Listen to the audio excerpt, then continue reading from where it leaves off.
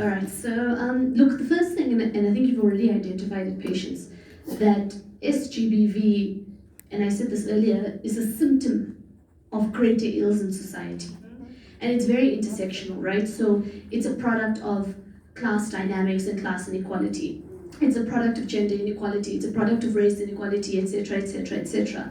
And in many ways, it brings together the oppression that particularly women of color, particularly poor women of color, particularly queer poor women of color face. And I wanted to go down to that granular level because in order to answer your question, you understand now that activism plays a fundamental role in changing the dynamics. So often people will say to me, let's just donate money to a cause. And that is important, that's a fundamental element. You need funding for a cause.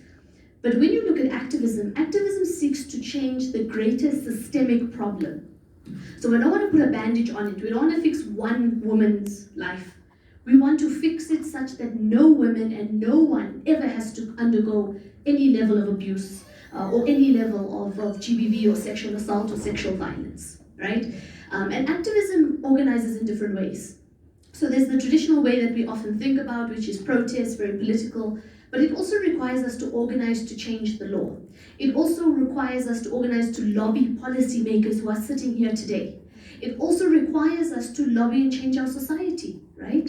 Because we can have progressive laws. In many ways, in Namibia and South Africa, we have good laws, right? Even now, we're passing 3 new amendment acts on gender-based violence in South Africa that will make it easier to report, etc., etc.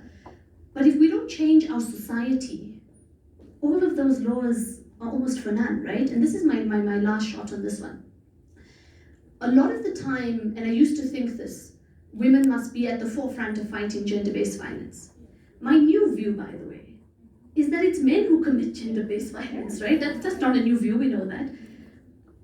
But it's not us who needs to fix ourselves, right? We need to stop putting the attention on, let me not go out at night. Let me worry about going to the bathroom by myself at a party. Let me, not walk to my car by myself. Let me be concerned by the fact that I'm wearing this particular top. You can see my bra strap. Am I asking for it, in inverted commas? And we need to educate men, especially young men, that they are never, ever entitled to anyone's attention, number one. And number two, if you are making someone feel uncomfortable, you are the problem, right? If somebody's saying, no, I'm not interested, or even looks uncomfortable, back off.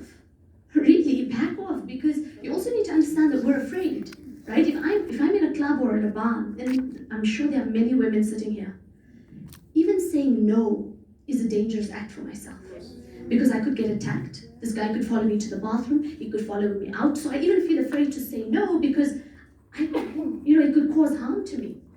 So you need to be very well, and I'm speaking to men, very, very well aware of the positionality of it, right? That even if you think you're a good guy, you're in a system in which we're afraid. I'm terrified, right? I'm terrified to go jogging. I'm terrified to leave my house. I'm even terrified to be at home because I could get burgled and raped at home, So you just need to understand that positionality and also introspect, right?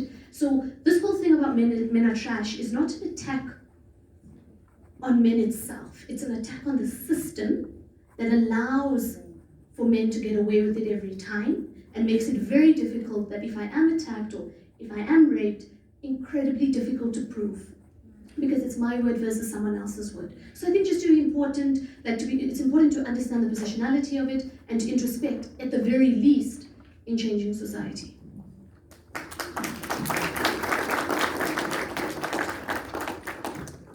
Comrade Hassan, thank you very much.